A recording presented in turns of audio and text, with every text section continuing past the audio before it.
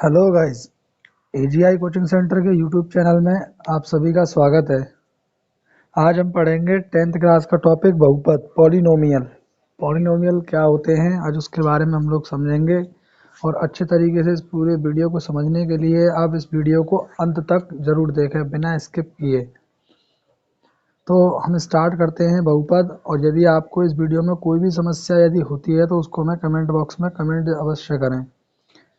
तो हम स्टार्ट करते हैं बहुपद के। बहुपद किसे कहते हैं कि ऐसे व्यंजक जिनमें दो या दो से अधिक पद होते हैं बहुपद कहलाते हैं। कोई भी आप एक्सपेंशन ले लीजिए जिसमें दो से अधिक पद होंगे, जैसे कि 6x+2 ये पद कहलाते हैं। ये 6x एक पद है और 7 एक पद है।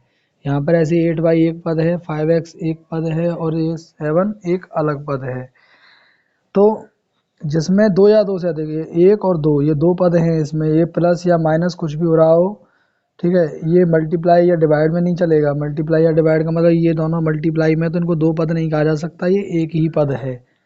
यानी प्लस या माइनस करके ये आपस में जुड़े हुए हों तब ये कहलाते हैं दो पद या तीन पद, अलग अलग पद कहलाते हैं। तो यहाँ पर ये तीन पद हैं, यहाँ पर ये सब चार पद हैं, एक दो तीन चार, तो ये बहुपद है।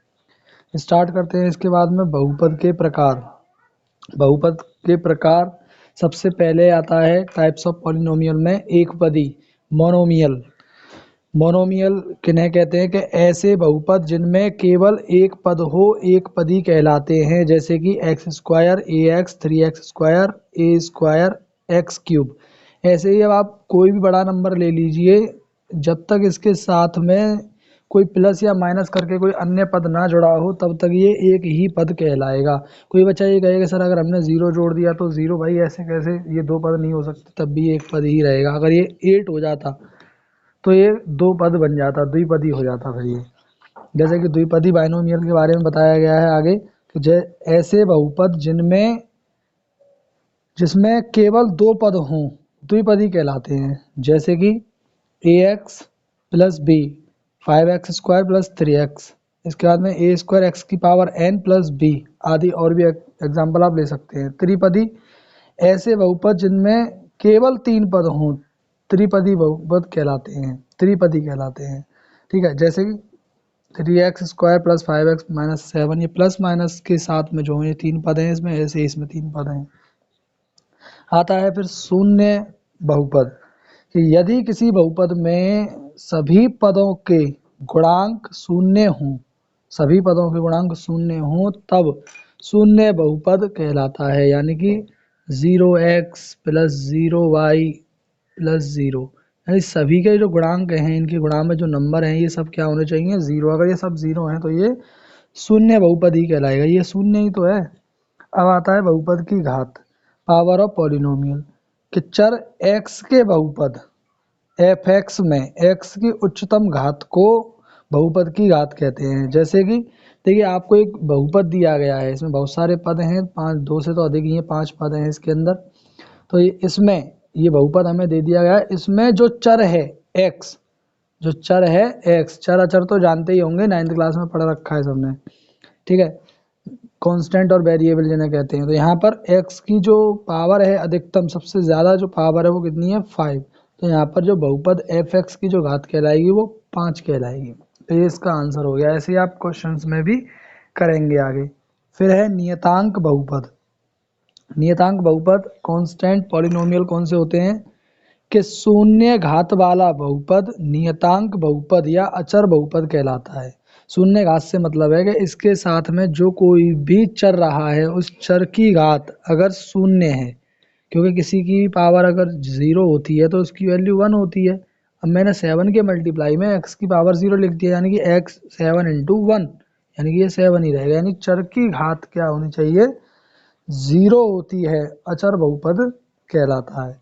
इसके बाद में फिर और अन्य इसके और प्रकार आ जाते हैं। रैखिक बहुपद, लीनियर पॉलिनोमियल, घात एक वाला बहुपद रैखिक बहुपद कहलाता है। जैसे देखिए कि ये आपको बहुपद दिया गया है, इसमें दो पद हैं और इसमें चर की जो अधिकतम घात है वो 1 है, तो ये रैखिक बहुपद है। यहाँ पर भी एक पावर है, यहाँ पर भी एक पावर है, ये सब क्या है, फिर ये रैखिक बहुपद हैं। ये इसके और अन्य प्रकार हैं। आगे बात करते हैं अगला, द्विघात बहुपद, क्वाड्रेटिक पॉलिनोमियल। घात 2 वाला बहुपद द्विघात बहुपद कहलाता है। बहुत सिंपल सिंपल डेफिनेशंस हैं, आपको बस ये सिंपल नोट कर लेनी है और इनको थोड़ा बहुत याद रखना है बस, ठीक है।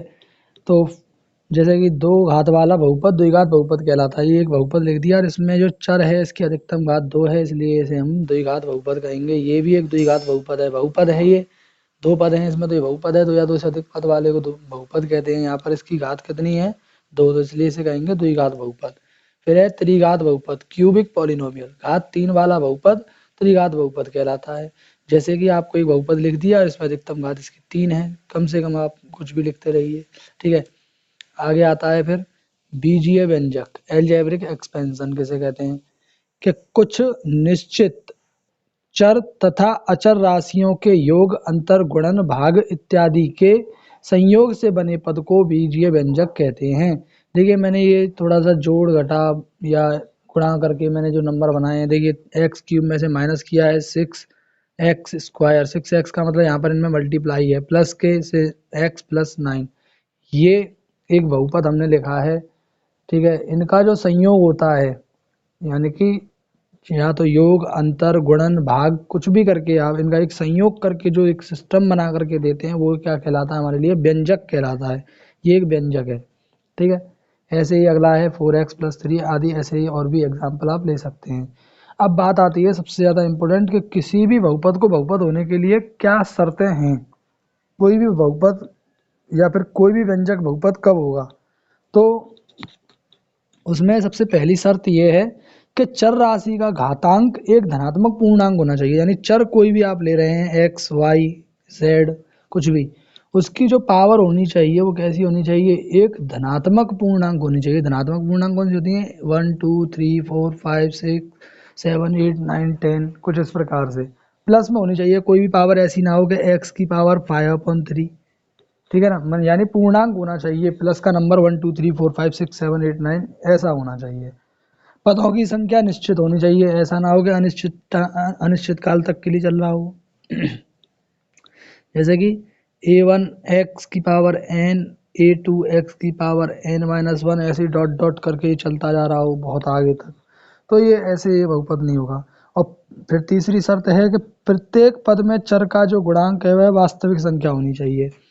जैसे कि कोई भी नंबर लिखा हुआ है x, इसका जो गुणांक में जो नंबर होना चाहिए वो ऐसा नंबर होना चाहिए, या तो अंडर रूट 2 ले लो, अपरिमेय है, ठीक है ना, यानी कि वास्तविक संख्या होनी चाहिए, रियल नंबर होना चाहिए, पॉइंट का हो, यानी परिमेय हो अपरिमेय हो कुछ भी हो इनमें से, ठीक है। परिमेय और अपरिमेय संख्याओं के संग्रह कोई तो हम वास्तविक संख्याएं कहते हैं। तो वास्तविक संख्या होनी चाहिए जो चर है इसका गुणांक, ठीक है ना, जैसे कि ये, ठीक है, इस तरीके से होना चाहिए। अगर इससे अलग होता है तो फिर थोड़ा सा असमंजस में बात पड़ जाती है, फिर वो बहुपद नहीं होगा।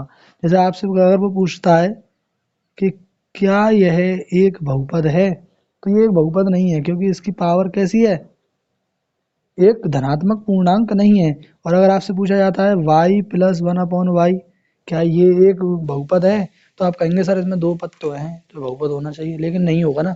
y को अगर आप ऊपर लेकर के जाएंगे, यहाँ पर 1 पावर प्लस की, ऊपर ले जाने पर माइनस की हो जाएगी, तो यहाँ पर y की माइनस पावर है, प्लस में नहीं है, ठीक है ना। तो ये बात, धनात्मक बहुपद यानी इसकी पावर जो है वो धनात्मक पूर्णांक नहीं है, इसलिए यह बहुपद नहीं होगा, ठीक है।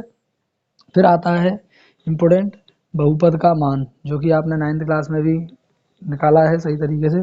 जैसे कि आपको एक बहुपद दिया गया है, इसमें पूछ रहा है कि एक बहुपद F x x 2x square minus 3x minus 2 के भाग के x बराबर 1 और x बराबर -2 पर मान ज्ञात करिए। तो इसमें x बराबर 1 अगर मैं रख दूंगा यहाँ पे, तो x बराबर 1 जब यहाँ रखा है तो यहाँ भी रखना पड़ेगा x की जगह पर 1 -2। 2 इंटू 1 का स्क्वायर 1 होता है, 3 इंटू 1 3 होगा, 2 इंटू 1 2, 2 से ये कट जाएगा, -3 इसकी वैल्यू आ जाएगी। ऐसे ही अब आप निकाल सकते हैं x इक्वल टू -2 पर। जैसे ही आप -2 रखोगे, जब यहाँ x की जगह -2 आया तो यहाँ पर भी -2 रखेंगे, इंटू माइनस और -2, चलिए माइनस से ये स्क्वायर से माइनस खत्म हो जाएगा और 2 का स्क्वायर जो होता है वर्ग जो होता है वो 4 होता है और माइनस माइनस प्लस 3 × 2 रह जाएगा और ये हो जाएगा 8 + 6 -2 यानी कि 14 है -2 यानी 12। अब इसका जो वैल्यू आया वो आया 12। अब यहाँ पे क्या आया था F1 जो आया था वो आया था -3। ये इनके बहुपद के मान हो गए। ठीक है, बहुत ही सिंपल तरीके से, कोई भी समस्या नहीं होनी चाहिए। आगे बात करते हैं अब बहुपद के शून्यक, जीरोज ऑफ पॉलिनोमियल। ये 10th क्लास का सबसे विशेष टॉपिक है क्योंकि 10th क्लास में आपसे शून्यक के बारे में ही पूछा जाता है ज़्यादातर। ठीक है, तो यदि किसी बहुपद Px में चर x के स्थान पर एक ए प्रतिस्थापित कर देने पर, ए का मतलब कोई भी यहाँ पर वास्तविक संख्या आप रख दीजिए, प्रतिस्थापित करने पर पी ए बराबर 0 यानी कि उस बहुपद का मान 0 हो जाए तो ए को पी एक्स का शून्यक कहते हैं। जैसे कि आपको एक बहुपद दिया गया है तो कुछ लोग ये सोच रहे होंगे कि सर क्या एक्स की जगह पर 0 रख देना तो 0 से तो बात बनी जाएगी, 0 ही ज़्यादातर सबका शून्यक होगा। नहीं, ऐसा हर बार नहीं होगा। जैसे कि देखिए इसमें अगर मैं x बराबर 0 पुट करता हूँ, अभी हमने पढ़ा था ना जो है बहुपद का मान कैसे निकालते थे, उसी के हिसाब से अगर मैं x की जगह पर 0 रखता हूँ तो p0 हमारे पास आएगा 2 × 0⁻3। जहाँ जहाँ x है वहाँ 0 रख दीजिए, इंटू 0 + 2। 0 का किसी से ही मल्टीप्लाई करते हैं, 0 0 और ये भी 0 + 2, ये तो सब 0 हो गया, रह गया क्या 2। क्या 2 0 है? कहने का मतलब ये है कि इस x की जगह पर ऐसा कोई रियल नंबर रख दीजिए जिससे कि ये पी एक्स जो वैल्यू है ये 0 आ जाए, पूरा ये 0 हो जाए। तो अब आप रखिए x = -1। तो यहाँ आप कहेंगे कि जो शून्य है यानी कि x बराबर 0 पी एक्स का शून्यक नहीं है, शून्यक नहीं है। अब x बराबर आपने -1 रखना है तो रख के देखते हैं जरा। 2 × x की जगह पर रख देंगे क्यूब एन, 3x की जगह पर ये और +3 × -1 + 2। ये माइनस क्यूब से तो माइनस बाहर हो ही जाएगा। ठीक है, क्योंकि विषम पावर पे माइनस पर कोई फर्क नहीं पड़ता और एक का क्यूब एक ही होता है। सम पावर से माइनस प्लस हो जाता है और एक का वर्ग एक ही होगा। माइनस प्लस माइनस 3 एकम 3 प्लस 2 ने 2 को मार दिया, 3 ने 3 को मार दिया, 0 हो गया। यानी जो वैल्यू यहाँ पर इस चर का जो मान इस बहुपद के मान को अगर 0 करेगा वह उस बहुपद का शून्यक कहलाता है। अर्थात x बराबर 1 -1 बहुपद px का शून्यक है, शून्यक है। ठीक है, तो शून्यक की बात ये थी। इसके बाद में एक आपको एक पॉइंट जो है वो याद रखना है, वो ये कह रहा है कि रैखिक बहुपद का एक ही शून्यक होता है। ठीक है, रैखिक बहुपद होगा तो उसका एक ही शून्यक होगा। द्विघात बहुपद के 2 होते हैं, त्रिघात के 3 शून्यक होते हैं, ऐसे ही चतुर्थ घात के 4 होंगे, ऐसा कुछ लोग सोच रहे हैं। लेकिन नहीं, ऐसा देखिए हमेशा नहीं होता। यह ज़रूरी नहीं है कि कोई बहुपद जितनी घात वाला हो उस बहुपद के उतने ही शून्यक हों। जैसे कि देखिए ये द्विघात बहुपद है लेकिन इसका कोई भी शून्यक नहीं है। आप कोई भी नंबर इसकी जगह पर रख के देख लीजिए। अगर आप कहें सर a रखें तो ये a² + a नहीं निकलेगा कुछ भी। अगर आप कहें कि सर -a रख के देख लीजिए तो भी ये स्क्वायर लगा हुआ है, इसको ये प्लस कर देगा। कोई भी नंबर इसको शून्य नहीं कर रहा है, यानी कि यहाँ पर इसका कोई भी शून्यक नहीं है। इसका भी कोई नहीं होगा, इसका भी कोई नहीं होगा। आप ट्राई कर सकते हैं। ठीक है, इनके होंगे लेकिन काल्पनिक संख्याएं होती हैं जो कि आगे हम 11th क्लास में हम लोग पढ़ेंगे, तब आपको ये बताया जाएगा। ठीक है, फिलहाल अब जो है 2.1 एक्सरसाइज के लिए जो मेन टॉपिक है वो है बहुपद के आलेख एवं शून्यकों का ज्यामितीय अर्थ।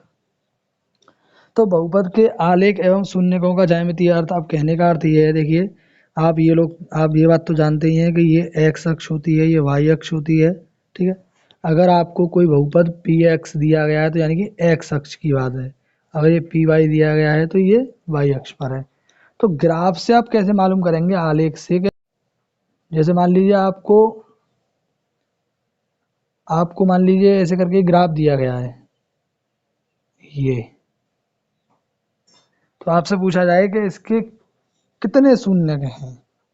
तो देखिए अगर ये आपको पी एक्स में दिया गया है तो आप चेक करेंगे एक्स अक्ष पे ये कितनी जगह पर काट रहा है। तो 1 2 काटना चाहिए, टच करके जाएगा तो नहीं गिनेंगे। तो ये काट रहा है 2 जगह पर, तो इसके यहाँ पर कितने शून्य होंगे? 2। ठीक है, ये y को नहीं गिनेंगे अगर ये पी एक्स में दिया गया है तो। अगर बहुपद आपको पी एक्स ग्राफ का दिया गया है, भले ही ये y को काट रहा है लेकिन इसको नहीं गिनेंगे, आप x को गिनेंगे। अगर ये पी वाई में दिया गया है ग्राफ, तो देन आप जो है बात करेंगे केवल y अक्ष की। तो y अक्ष पर इसके शून्य क्या होंगे? 1 ही शून्य को होगा सिर्फ इसका। आप एक्सरसाइज 2.1 देखिए जरा। देखिए, ये पहले ही क्वेश्चन के 2 ग्राफ हैं। वो कह रहा है कि किसी बहुपद पी एक्स के लिए y बराबर पी एक्स का ग्राफ नीचे आकृति में दिया गया है। प्रत्येक स्थिति में पी एक्स के शून्यकों की संख्या बताइए। तो y बराबर पी एक्स दिया है, यानी कि ये x अक्ष के लिए ग्राफ दिया गया है। तो देखना जरा, ये x अक्ष पे ये काट रहा है, इसको नहीं काट रहा, तो इसके शून्य कितने होंगे? शून्यकों की संख्या 0, क्योंकि ये x अक्ष को नहीं काटता है। यहाँ पर इसके शून्य कितने होंगे कि ये x अक्ष को कहाँ काट रहा है? केवल एक जगह पर, तो इसका शून्य सिर्फ 1 होगा। इस तरीके से आप 2.1 एक्सरसाइज को पूरा कंप्लीट कर सकते हैं। उसके बाद में जो है हम नेक्स्ट वीडियो में बात करेंगे अगले टॉपिक के साथ में। यदि आपको हमारा वीडियो पसंद आया हो तो वीडियो को लाइक ज़रूर करें। धन्यवाद।